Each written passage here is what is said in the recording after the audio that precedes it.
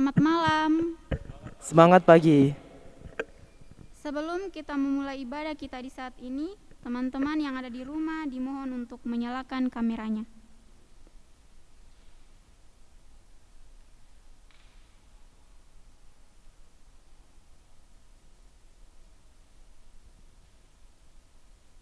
Kita bersyukur kepada Tuhan atas waktu dan kesempatan yang Ia berikan, sehingga di malam ini kita masih diperkenankan untuk melaksanakan kegiatan ibadah. Walaupun hanya melalui virtual, namun semoga ini tidak menjadi penghambat bagi kita untuk terus memuji serta memuliakan kebesaran namanya. Marilah kita meninggalkan segala kesibukan kita dan kita masuk ke dalam ibadah di saat ini. Mari ambil sikap teduh sejenak.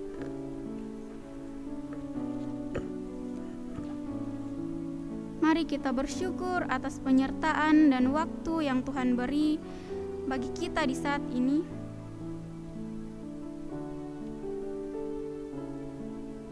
Mari berdoa untuk keberlangsungan ibadah kita di saat ini. Semoga kita semua dapat melaksanakan ibadah ini dengan baik.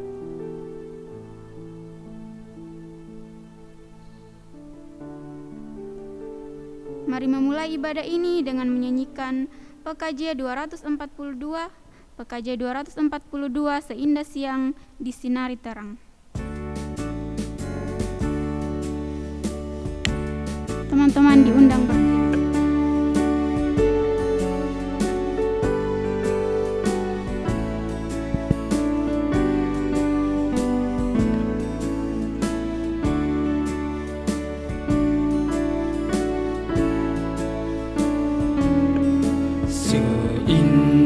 Siang disinari terang, cara Tuhan mengasihiku.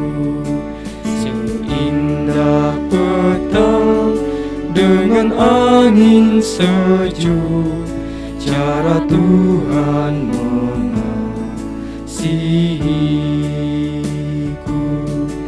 Tuhanku lembut dan penyayang, dan aku mengasihi Dia. Kasih-Nya besar, agung dan mulia, cara Tuhan mengasihiku.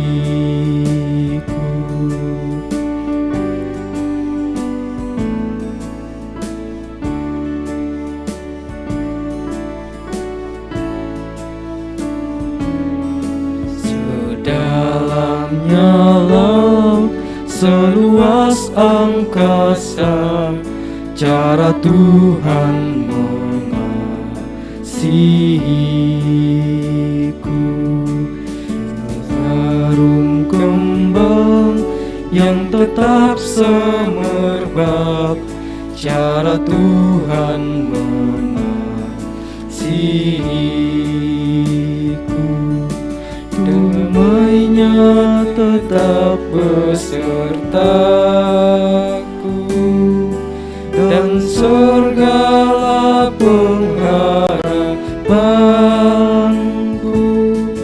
Hidupku tentram, ku nikmati penuh, cara Tuhan mengasihiku.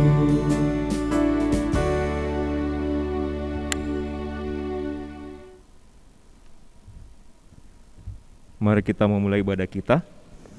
Ibadah ini berlangsung dalam nama Bapa, Anak, dan Roh Kudus. Salam sejahtera dalam Yesus Kristus kepada saudara-saudara sekalian. Salam bagimu juga. Silakan duduk.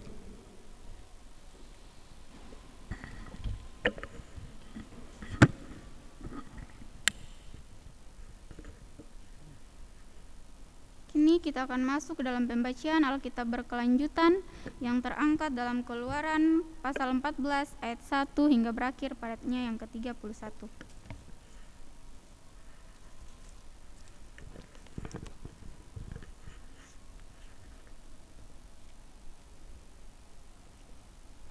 Judul pembacaan firman Tuhan, Firaun bertindak untuk penghabisan kali. Berfirmanlah Tuhan kepada Musa demikian, katakanlah kepada orang Israel supaya mereka balik kembali dan berkemah di depan Pihahirot antara Migdol dan laut, tepat di depan Baal Sefon, berkemahlah kamu di tepi laut. Maka Firaun akan berkata tentang orang Israel, mereka telah sesat di negeri ini, padang gurun telah mengurung mereka.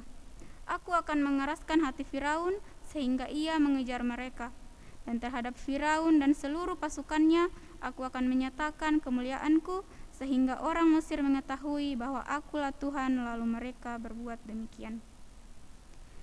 Ketika diberitahukan kepada Raja Mesir bahwa bangsa itu telah lari, maka berubahlah hati Firaun dan pegawai-pegawainya terhadap bangsa itu, dan berkatalah mereka, apakah yang telah kita perbuat ini, bahwa kita membiarkan orang Israel pergi dari perbudakan kita?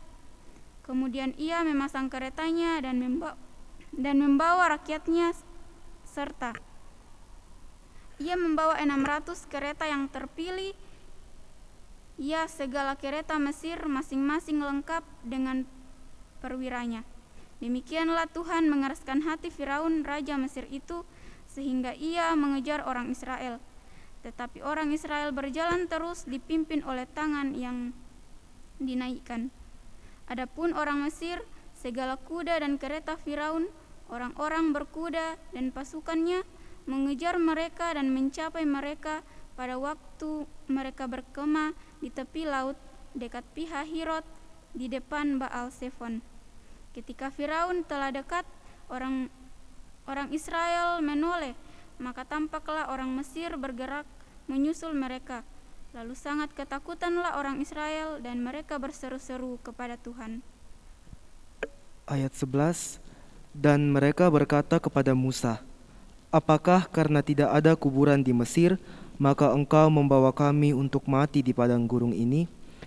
Apakah yang kau perbuat ini terhadap kami dengan membawa kami keluar dari Mesir?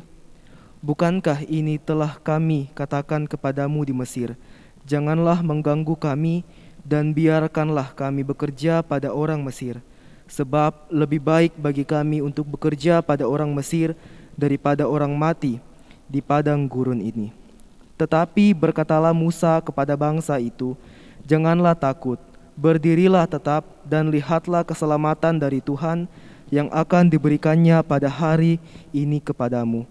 Sebab orang Mesir yang kamu lihat hari ini tidak akan kamu lihat lagi untuk selama-lamanya.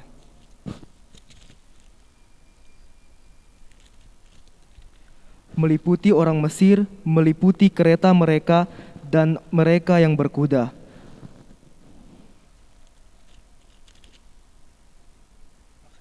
Maaf, saya ulangi. Ayat 14, Tuhan akan berperang untuk kamu dan kamu akan diam saja. Berfirmanlah Tuhan kepada Musa, mengapakah engkau berseru-seru demikian kepadaku? Katakanlah kepada orang Israel supaya mereka berangkat. Dan engkau angkatlah tongkatmu dan ulurkanlah tanganmu ke atas laut dan belalah airnya, sehingga orang Israel akan berjalan dari tengah-tengah laut di tempat kering. Tetapi sungguh aku mengeraskan hati orang Mesir, sehingga mereka menyusul orang Israel dan terhadap Firaun dan seluruh pasukannya, keretanya dan orangnya yang berkuda. Aku akan menyatakan kemuliaanku, maka orang Mesir akan mengetahui bahwa akulah Tuhan apabila aku memperlihatkan kemuliaanku terhadap Firaun, keretanya dan orangnya yang berkuda. Kemudian bergeraklah malaikat Allah yang tadinya berjalan ke depan tentara Israel, lalu berjalan di belakang mereka, dan tiang awan itu bergerak dari depan mereka, lalu berdiri di belakang mereka. Demikianlah tiang itu berdiri di antara tentara orang Mesir dan tentara orang Israel. Dan oleh karena awan itu menimbulkan kegelapan, maka malam itu lewat, sehingga yang satu tidak dapat mendekati yang lain semalam-malaman itu. Ayatnya yang ke-21. Lalu Musa mengulurkan tangannya ke atas laut, dan semalam-malam itu Tuhan menguakkan air laut dengan perantaraan angin timur yang keras, membuat laut itu menjadi tanah kering, maka terbelahlah air itu. Demikianlah orang Israel berjalan dari tengah-tengah laut di tempat kering, sedang di kiri dan di kanan mereka air itu sebagai tembok bagi mereka. Orang Mesir mengejar dan menyusul mereka, segala kuda Firaun, keretanya dan orangnya yang berkuda sampai ke tengah-tengah laut. Dan pada waktu jaga pagi, Tuhan yang di dalam tiang api dan awan itu memandang kepada tentara orang Mesir, lalu dikacaukannya tentara orang Mesir itu. Ia membuat roda keretanya berjalan miring dan maju dengan berat, sehingga orang Mesir berkata, "Marilah kita lari meninggalkan orang Israel, sebab Tuhanlah yang berperang untuk mereka melawan Mesir." Berfirmanlah Tuhan kepada Musa, "Ulurkanlah tanganmu ke atas laut, supaya air berbalik meliputi orang Mesir, meliputi kereta mereka dan orang mereka yang berkuda." Musa mengulurkan tangannya ke atas laut, maka menjelang pagi berbaliklah air laut ke tempatnya, sedang orang Mesir lari menuju air itu. Demikianlah Tuhan mencampakkan orang Mesir ke tengah-tengah laut. Berbaliklah segala air itu, lalu menutupi kereta dan orang berkuda dari seluruh pasukan Firaun yang telah menyusul orang Israel itu ke laut. Seorang pun tidak ada yang tinggal dari mereka. Tetapi orang Israel berjalan di tempat kering dari tengah-tengah laut, sedang di kiri dan di kanan mereka air itu sebagai tembok bagi mereka. Demikianlah pada hari itu Tuhan menyelamatkan orang Israel dari tangan orang Mesir, dan orang Israel melihat orang Mesir mati terhantar di pantai laut. Ketika dilihat oleh orang Israel betapa besarnya perbuatan yang dilakukan Tuhan terhadap orang Mesir, maka takutlah bangsa itu kepada Tuhan, dan mereka percaya kepada Tuhan dan kepada Musa hambanya itu. Amin, firman Tuhan.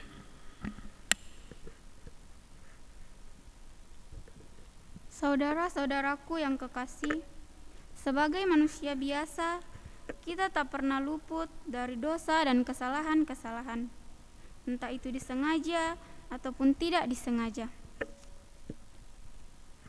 Seringkali kita menyakiti hati sesama kita menyakiti hati saudara-saudara kita menyakiti hati orang tua kita, bahkan kita seringkali menyakiti hati Tuhan. Namun di saat ini, marilah kita datang merenungkan segala dosa dan kesalahan-kesalahan kita. Kita tunduk dan mengaku dosa kita secara pribadi kepada Tuhan Yesus.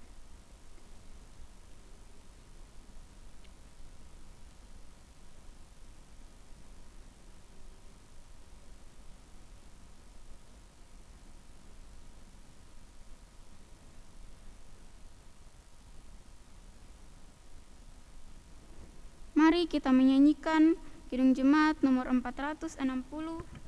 Kidung Jemaat nomor 460, Jika Jiwaku Berdoa.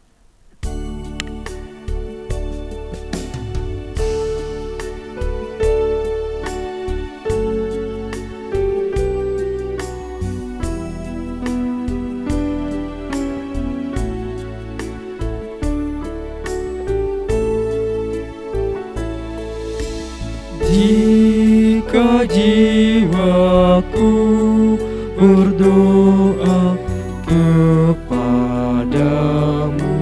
Tuhanku, ajar aku terima saja pemberian tanganmu, dan mengaku seperti Yesus di depan sengsaranya. Jangan kehendakku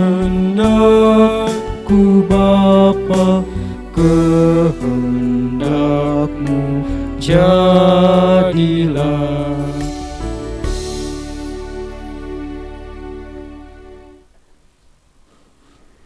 kepada kita sekalian yang telah tunduk mengaku dosa dan kesalahan-kesalahan kita, berita anugerah dinyatakan kembali kepada kita dari Mazmur 116 ayat 5 sampai berakhir pada ayatnya yang ke-7.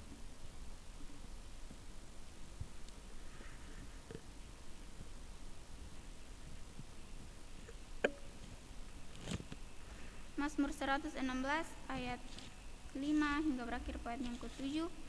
Tuhan adalah pengasih dan adil, Allah kita penyayang. Tuhan memelihara orang-orang sederhana. Aku sudah lemah, tetapi diselamatkannya aku. Kembalilah tenang, hai jiwaku, sebab Tuhan telah berbuat baik kepadamu. Sebelum kita mendengarkan pemberitaan firman Tuhan, mari bersama memuji Tuhan dari Kidung Jemaat nomor 400. Kidung Jemaat nomor 400, Kudaki Jalan Mulia.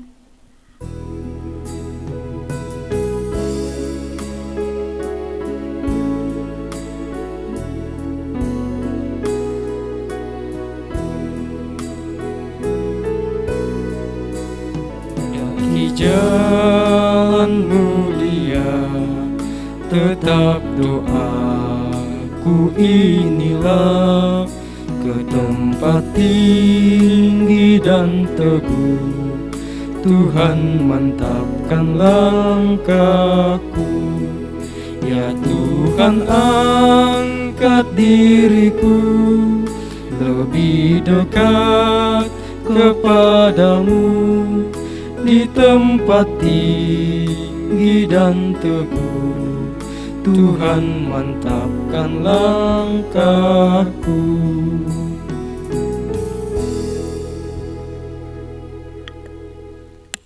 Ya, saudara-saudara yang terkasih dalam Tuhan, sebelum kita membaca serta merenungkan firman Tuhan pada hari ini, mari kita sama-sama satu dalam doa. Kita berdoa. Bapa dalam kerajaan surga, Bapa yang penuh kasih, kami mengucap syukur kepadamu untuk setiap kasih, rahmat, karunia yang Engkau perkenankan kepada kami. Terima kasih karena Engkau telah mengumpulkan kami melalui ruang virtual ini. Dan sekarang kami akan mendengarkan firman-Mu. Ya Roh Kudus, berkati kami, siapkan hati kami, dan Roh Kudus yang sama pula yang menyertai hamba-Mu yang lemah dan hina ini untuk menyampaikan firman-Mu. Di dalam nama Kristus Yesus kami berdoa kepada Bapa di sorga. Amin. Ya, pembacaan kita pada hari ini terambil dari Matius 25 ayat 31 sampai 46. Ya, kita baca semua saja ya. Dari Matius 25 ayat 31 sampai 46.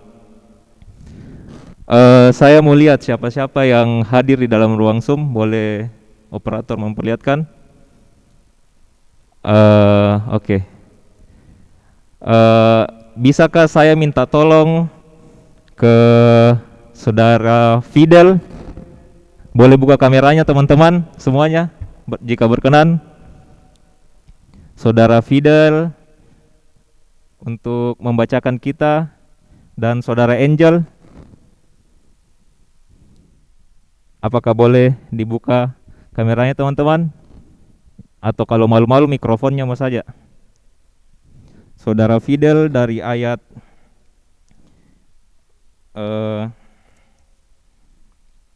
Saudara Fidel dari ayat 31 sampai 38.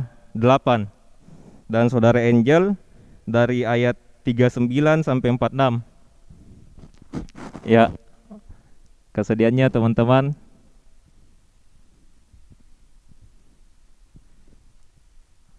Fidel dan Angel. Oke, terima kasih. Ya, Fidel dari 31 sampai 38 dan Angel dari 39 sampai 46. Dipersilahkan.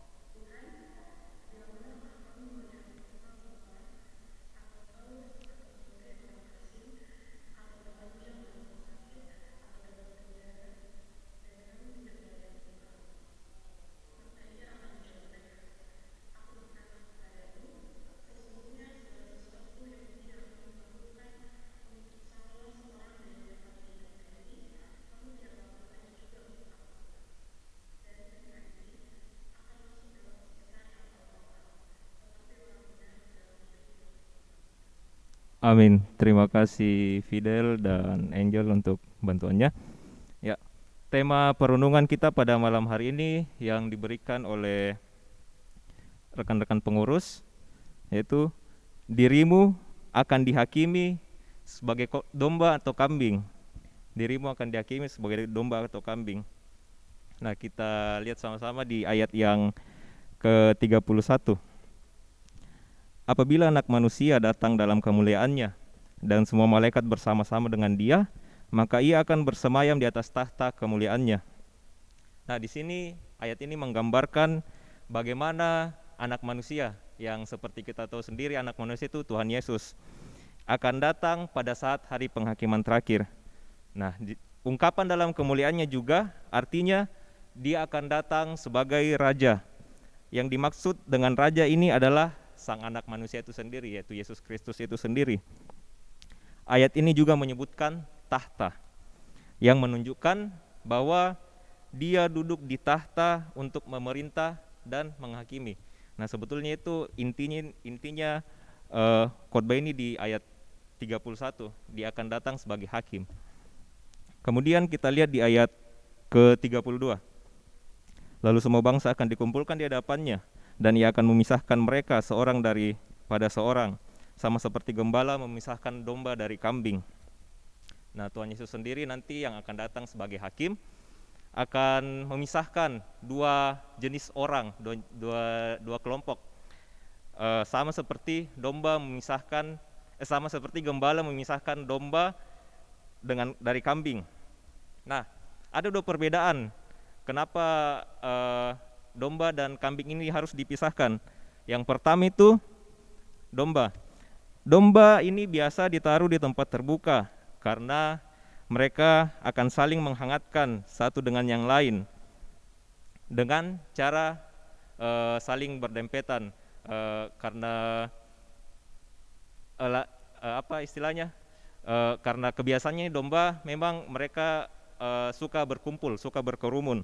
Nah, tetapi kambing ini hewan yang sangat individualis, tidak punya kebiasaan untuk saling berdempetan. Mereka baru akan melakukannya jika kita memaksanya. Karena jika ada pilihan, mereka akan berjalan sendiri-sendiri sesukanya, saling menjauhi dan bertindak semuanya sendiri. Akibatnya, mereka tidak bisa saling menghangatkan dan perlu ditempatkan dalam kandang pada malam hari. Itulah sebabnya mengapa gembala memisahkan kambing dengan domba. Ini adalah hanya salah satu ilustrasi. Nah, dari sini kita bisa lihat bahwa dari perilaku kedua hewan ini dapat dibedakan bahwa kambing itu merupakan hewan yang sangat individualis dan susah dikontrol, sedangkan domba merupakan hewan yang suka berada dalam kawanan dan mudah diawasi. Kita lihat di ayat yang ke-33. Dan Ia akan menempatkan domba-domba di sebelah kanannya dan kambing-kambing di sebelah kirinya. Nah, di sebelah kanan dan kiri itu secara harafiah itu mau memperlihatkan kedua posisi yang bertolak belakang. Posisi sebelah kanan itu secara tradisional dan mungkin kita juga semua sudah tahu bahwa dilambangkan sebagai posisi terhormat. Burung Garuda tak menghadap ke kanan, berarti itu artinya baik. Nah, contoh dalam kehidupan itu kita biasa mendengar istilah tangan kanan. Tangan kanan itu bisa diartikan sebagai orang kepercayaan. Nah, di sini Yesus sebagai hakim pada penghakiman terakhir akan menempatkan domba-dombanya pada posisi terhormat. Sebetulnya perikop ini jika dilihat lebih dalam dapat ditemukan ternyata kambing dan domba itu dalam satu pengawasan oleh satu gembala. Dan semuanya ada dalam pengawasan gembala yang sama.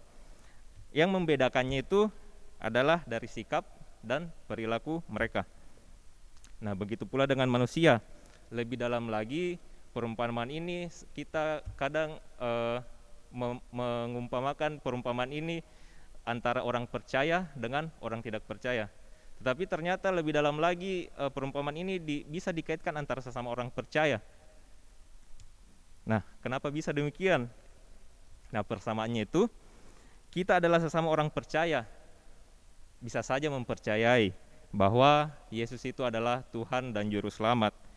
Tetapi mempercayai saja ternyata tidak cukup. Yang membedakannya adalah sikap kita sebagai orang percaya. Nah, bagaimana seharusnya sikap kita sebagai orang percaya?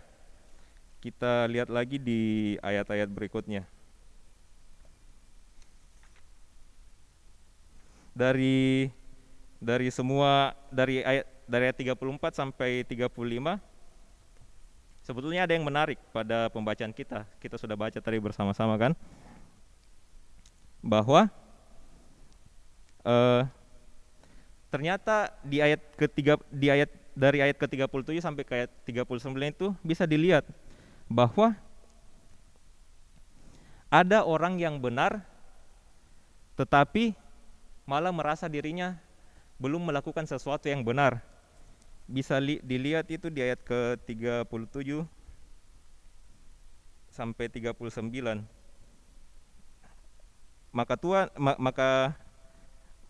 Maka orang-orang benar itu akan menjawab katanya, Tuhan, bila manakah kami melihat engkau lapar, kami memberi engkau makan, dan seterusnya. Dan sebaliknya, bisa dilihat di ayat yang ke-44, orang-orang yang tidak benar malah merasa dirinya benar. Boleh dibaca di ayat ke-44. Dan mereka pun menjawab dia katanya, Tuhan, bila manakah kami melihat engkau lapar, haus, atau sebagai orang asing, atau telanjang, atau sakit, atau dalam penjara, kami tidak melayani engkau. Nah, di ayat ke-37 sampai ke-39 tadi, orang-orang yang dianggap benar oleh Tuhan itu justru mempertanyakan. Kalau misalnya kita dalam bahasa sehari-harinya bisa dikatakan, Tuhan, kapan Kak lihat Ki seperti itu? Kapan Kak lihat Ki telanjang? Kapan Kak lihat Ki sakit? Baru kapan Kak kasihkan Ki baju begitu? Kapan Kak rawat Ki? Nah, di sini memperlihatkan kerendahan hati orang benar tersebut. Mereka menganggap dirinya tidak layak menerima upah tersebut, tetapi hanya Tuhanlah yang melayakkan mereka untuk menerima upah tersebut. Nah, berkebalikan justru dengan ayat 44 tadi yang kita baca. Responnya orang-orang benar itu, mereka justru seolah-olah mencari pembenaran. Mereka mencari pembenaran atas tindakan mereka. Kalau dibaca baik-baik lagi, dan kalau misalnya kita sadur dalam istilah sehari-hari kita, Tuhan, kapan Kak lihat Ki seperti itu, tapi tidak kukasih Ki makanan? Kapan Ki lihat Kak lapar? Kapan Kak lihat Ki lapar, tapi tidak kukasih Ki makan? Kapan Kak lihat Ki sakit, tapi tidak ku rawat Ki? Nah, di sini mereka itu sebetulnya hanya mencari pengakuan publik terhadap setiap kebaikan palsu yang mereka perbuat. Sebaliknya, ada banyak orang yang merasa bahwa dirinya tidak benar, tetapi sebenarnya mereka melakukan hal-hal yang benar di mata Tuhan, seperti di ayat 37 sampai 39 tadi. Nah, tapi saat saya merenungkan bagian ini, membaca sekilas pada bagian ini,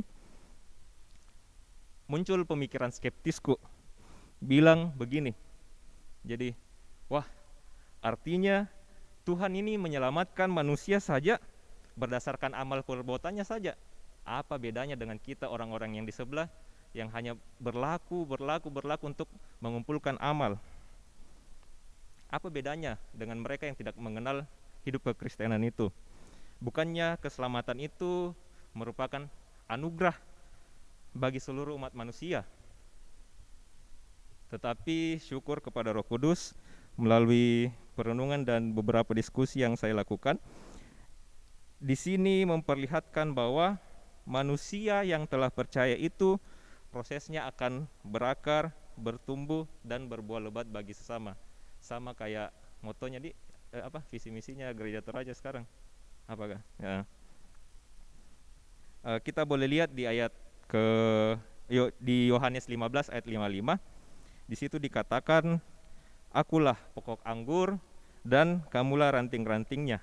Barang siapa tinggal di dalam aku dan aku di dalam dia, ia berbuah banyak, sebab di luar aku kamu tidak dapat berbuat apa-apa. Hal ini menunjukkan bahwa orang-orang benar yang hidup dalam Kristus pasti akan berbuah lebat. Buah yang lebat inilah yang harusnya dirasakan oleh orang-orang di sekitar orang percaya. Buah-buah inilah yang manisnya harus dirasakan di sekitar kita sebagai orang-orang percaya. Tetapi ada satu hal yang cukup membingungkan juga.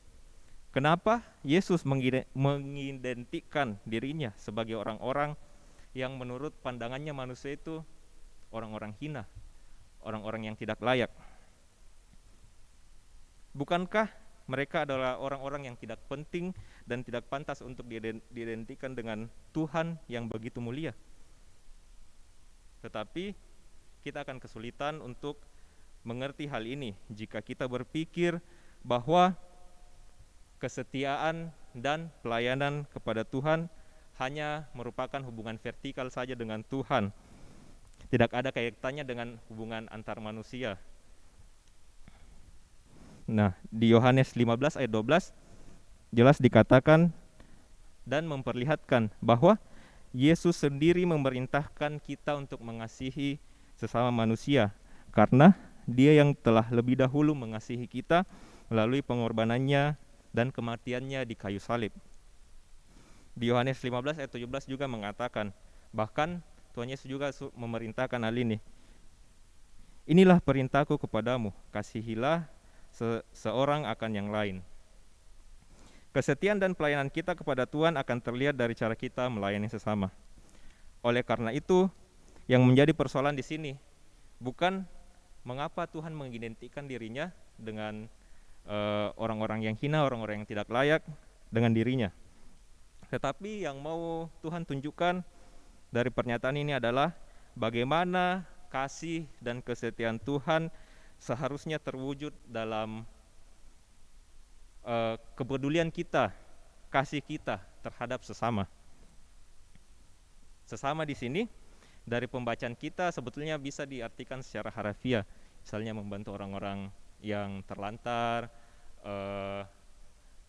mengunjungi orang-orang di penjara, melawat orang-orang di penjara, merawat orang-orang yang sakit.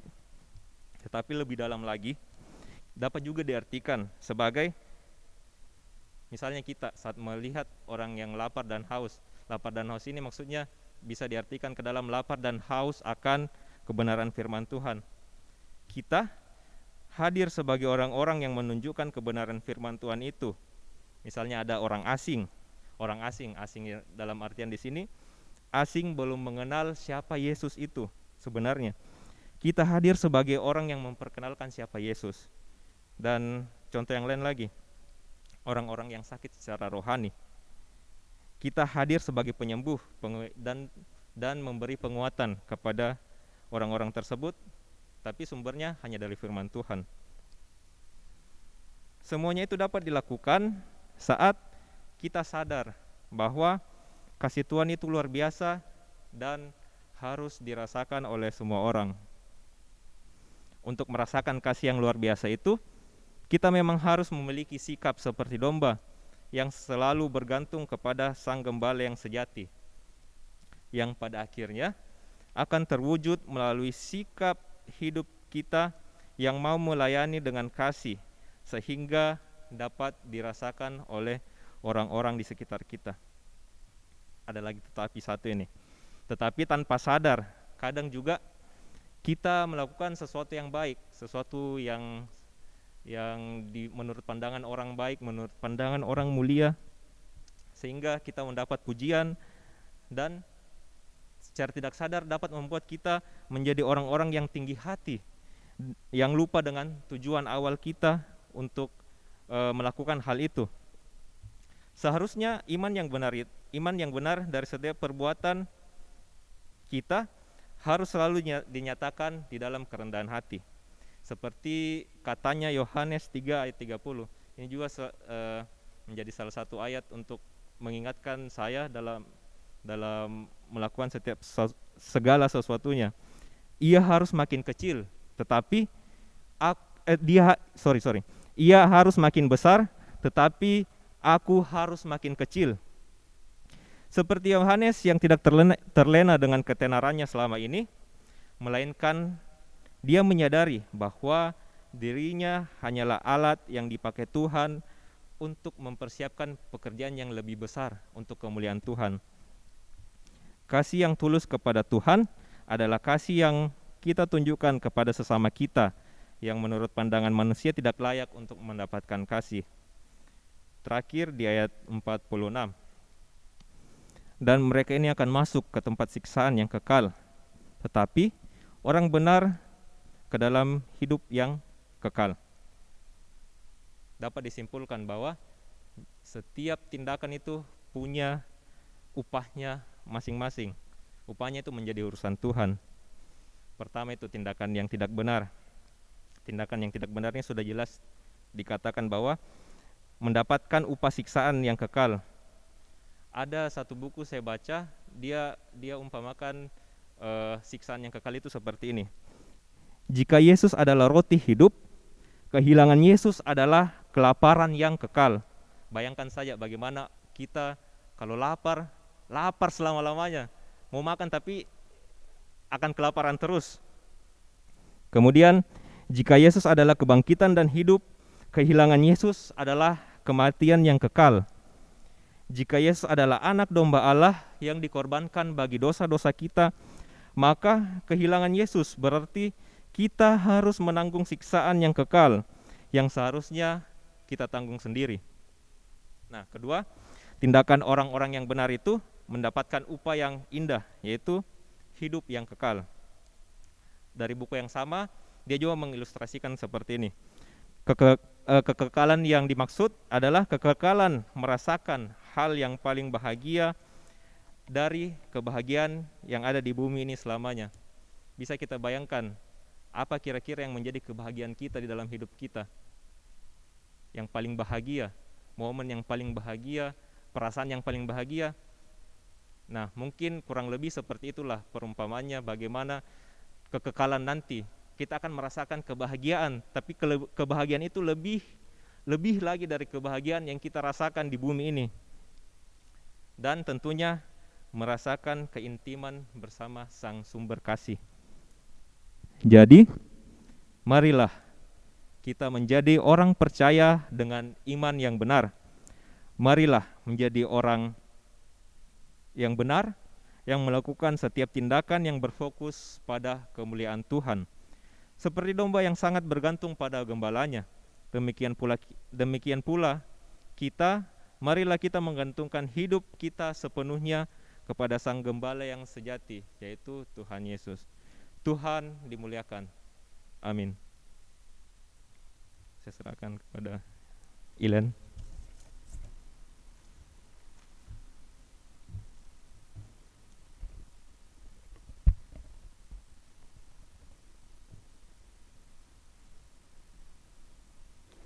Sungguh indah firman Tuhan yang baru saja kita dengar. Untuk meresponnya, mari bersama menyanyikan Kidung Jemaat nomor 415. Kidung Jemaat nomor 415, Gembala Baik Bersuling dan Merdu.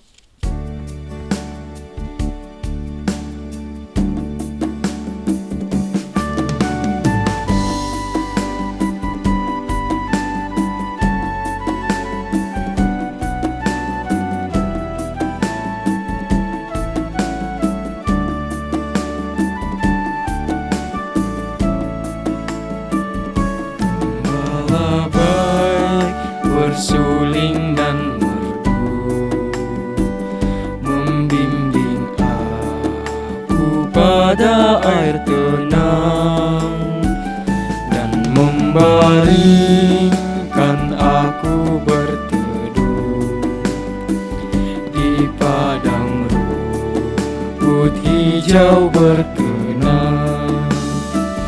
Oh Gembalaku itu Tuhanku, membuat aku tentram hening, mengalir dalam sungai kasih-Ku, kuasa damai cerlang bening.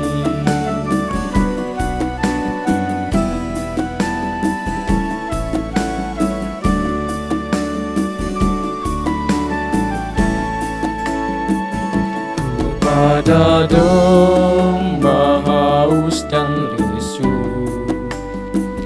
Gembala baik memberikan air segar. Ke dalam hati haus dan sendu,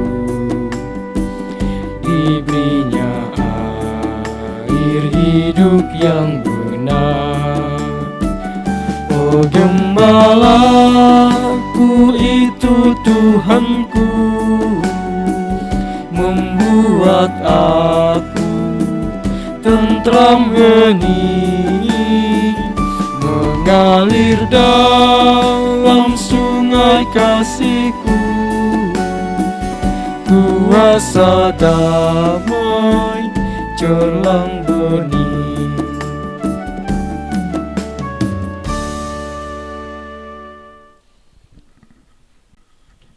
Tiba saatnya kita akan memberikan korban syukur kita kepada Tuhan. 2 Korintus 8 ayat 12 berkata, Sebab jika kamu rela untuk memberi,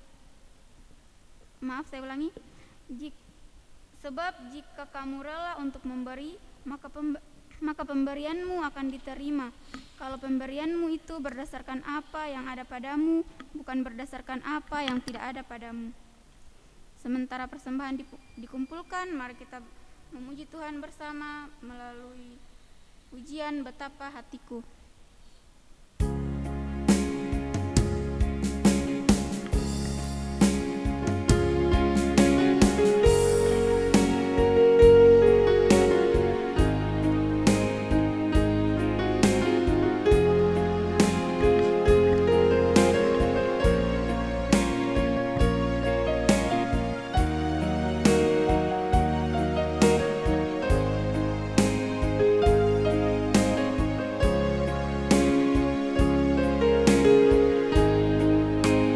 Betapa hatiku berterima kasih Tuhan, Kau mengasihiku, Kau memilikiku. Hanya ini Tuhan persembahanku, segenap hidupku, jiwa dan ragaku. Sebab tak ku miliki harta kekayaan yang cukup berarti untuk ku persembahkan. Hanya ini Tuhan permohonanku, terimalah Tuhan persembahanku. Pakailah hidupku sebagai alatmu seumur hidupku.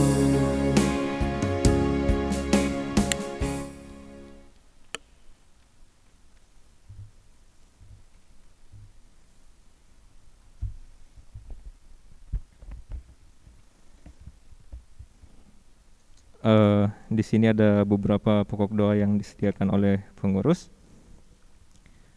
Mari kita sama-sama satu di dalam doa syafaat dan nanti akan diakhiri oleh doa Bapa kami. Mari kita berdoa. Bapa dalam kerajaan surga, kami mengucap syukur kepadamu untuk setiap kasih, rahmat dan karunia-Mu. Terima kasih Bapa karena kami boleh bersama-sama mendengarkan kebenaran firman-Mu. Biarlah kami menjadi domba yang selalu bergantung kepadamu, domba yang mengikuti setiap arahan dan tuntunan yang Engkau berikan Bapa. Biar setiap orang biar setiap kasih yang telah Engkau berikan kepada kami boleh dirasakan juga oleh orang-orang di sekitar kami, dan oleh karena itu hanya nama-Mu yang dimuliakan. Kami juga berdoa untuk pengurus PPGT Lanraki. Kami sadar Tuhan akan banyaknya orang di dalam kepengurusan ini dengan berbagai karakter. Tetapi kami percaya, kami yakin bahwa mereka semua tetap disatukan dalam tubuh Kristus dalam mengemban tugas dan tanggung jawabnya sebagai pengurus. Kami juga berdoa untuk panitia Pekan Pemuda dan PAB yang saat ini sedang berlangsung. Berkati mereka Bapa, agar mereka senantiasa diberi kesehatan dan kebijaksanaan dalam memikirkan dan melaksanakan kegiatan ini Bapa. Kami juga berdoa untuk orang tua kami dimanapun mereka berada Bapa, dalam segala keberadaan hidupnya, dalam pekerjaannya, dalam kesehatannya Bapa, dalam kesehariannya Bapa. Berkati mereka, semoga mereka selalu dalam kasih dan pemeliharaan Tuhan. Kami juga mengucap syukur bersama-sama pada hari ini Bapa, karena pada minggu ini beberapa teman kami ada yang berulang tahun. Ada Kak Joni, Resa, Sylvia, Chandra, Irnadia, Leni, Sheila, Lince, Marlin, Reski, Igo, Pratami, Rizky, Eriska, Jekoela, dan beberapa nama yang mungkin belum dapat disebutkan satu persatu. Berkati mereka Bapa di umur yang baru yang mereka boleh nikmati pada minggu ini. Biarlah mereka, iman mereka tetap bertambah teguh hanya di dalam-Mu, dan tuntunan dan kasih-Mu boleh berlanjut dalam kehidupan mereka di dalam setiap hal yang mereka kerjakan Bapa. Bapa, kami juga berdoa untuk beberapa teman-teman kami, mungkin ada yang dalam kelemahan tubuh Bapa. Berkati mereka dalam segala keberadaannya. Berkati setiap hal yang diusahakan, biar mereka boleh memperoleh kesembuhan yang asalnya daripada-Mu. Tapi semuanya itu boleh terjadi hanya karena tuntunan dan kasih-Mu, dan boleh terjadi hanya seturut kehendak-Mu saja Bapa. Kami juga berdoa biar kami di dalam masa muda kami Bapa boleh menggunakan waktu kami, memberikan hidup kami sepenuhnya hanya kepada-Mu, boleh bergantung seperti domba-domba yang senantiasa bergantung kepada gembalanya Bapa. Kami juga berdoa untuk ibadah onsite. Kami menyadari Bapa di dalam masa seperti ini banyak yang harus dipersiapkan Bapa. Kerinduan kami untuk bertemu secara fisik tidak dapat dipungkiri Bapa, tetapi biarlah kerinduan itu boleh kami lakukan dengan bijaksana, tetap memperhatikan protokol kesehatan yang diberlakukan Bapa. Bapa dalam kerajaan surga, kami juga mengucap syukur karena kami telah memberikan persembahan-Mu sebagian kecil dari apa yang kami dapatkan. Biarlah ini boleh menjadi salah satu alat untuk pelebaran firman-Mu Bapa. Bapa dalam kerajaan surga, inilah doa kami yang kami bawa ke dalam tangan-Mu, dan kami satukan di dalam nama anak-Mu Yesus Kristus yang telah mengajar doa Bapa kami secara bersama-sama. Bapa kami yang di sorga, dikuduskanlah nama-Mu, datanglah kerajaan-Mu, jadilah kehendak-Mu di bumi seperti di sorga. Berikanlah kami pada hari ini makanan kami yang secukupnya, dan ampunilah kami akan kesalahan kami, seperti kami juga mengampuni orang yang bersalah pada kami. Dan janganlah membawa kami ke dalam pencobaan, tetapi lepaskanlah kami daripada yang jahat. Karena Engkau yang punya kerajaan dan kuasa dan kemuliaan sampai selama-lamanya. Amin.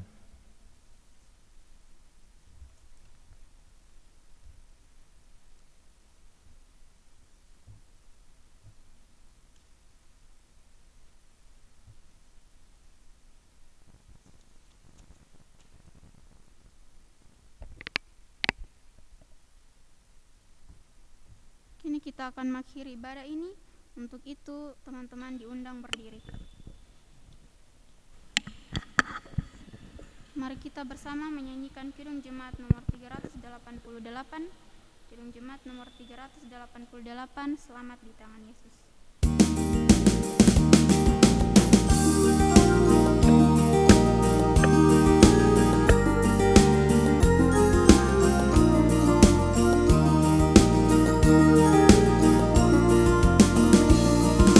Selamat di tangan Yesus, aman pelukannya. Dalam teduh kasih-Nya aku bahagia.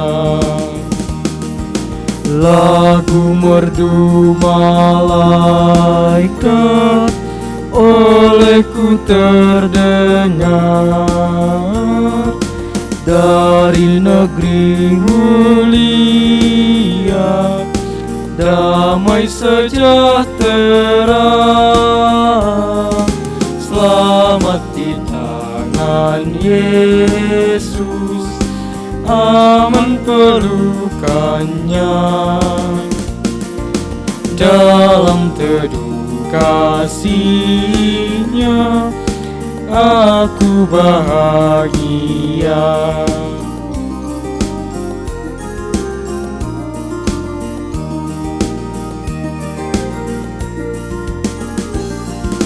Selamat di tangan Yesus, aku tentram penuh. Dosa pun dan cobaan jauh dari diriku. Duka, cemas, dan bimbang kuasanya tak tetap. Goda dan air mata akan segera lenyap. Selamat di tangan Yesus, aman pelukannya. Dalam teduh kasih-Nya aku bahagia. Saudara-saudara yang terkasih, marilah kita hendaknya menjadi domba dari Sang Gembala sejati yang mau menggantungkan hidupnya kepada Sang Sumber Kasih yang kekal, dan marilah menyebarkan kasih dari Sang Sumber Kasih seperti yang tertulis dalam Yohanes 15 ayat 17. Inilah perintahku kepadamu, kasihilah seorang akan yang lain. Dan marilah kita bersama-sama terima berkat Tuhan. Berkat dan kasih dari Allah Bapa melalui pengorbanan putranya Yesus Kristus dan melalui tuntunan Roh Kudus akan menyertai kehidupan kita mulai saat ini sampai kepada kekekalan. Amin.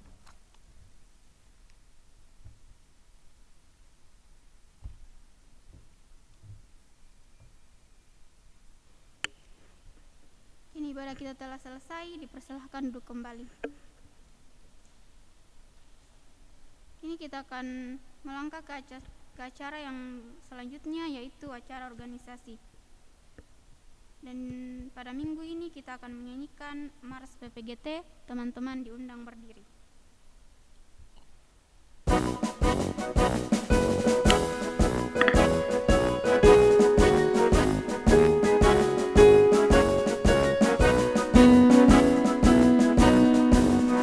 Marilah wahai generasi muda, bangkit dan bersatulah.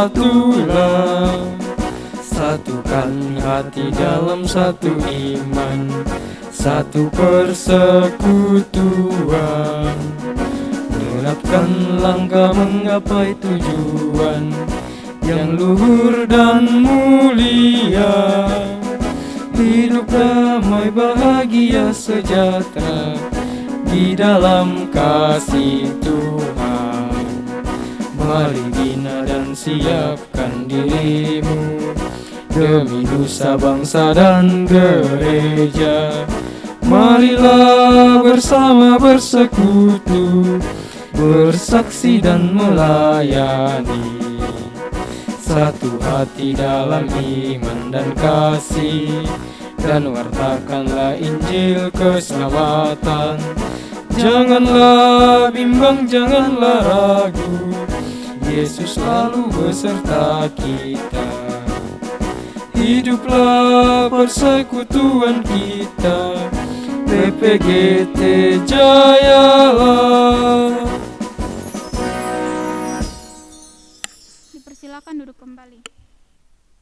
Kini kita akan mendengarkan penyampaian-penyampaian yang akan disampaikan oleh pengurus.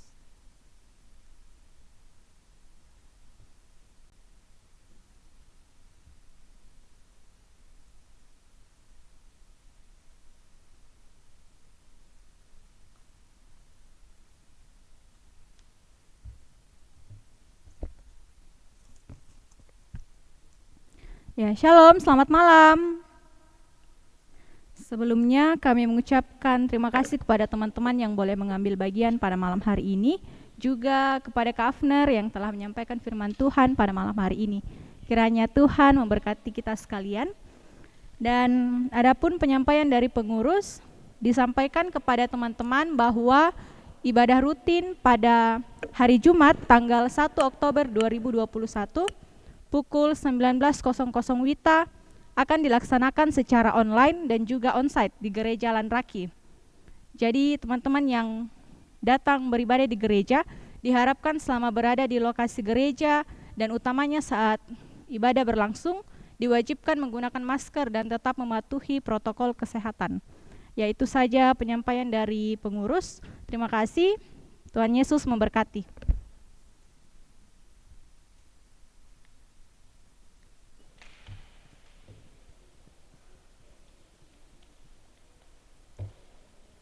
Demikianlah seluruh rangkaian kegiatan ibadah kita pada malam hari ini. Tuhan Yesus memberkati dan selamat malam. Selamat malam, selamat pagi.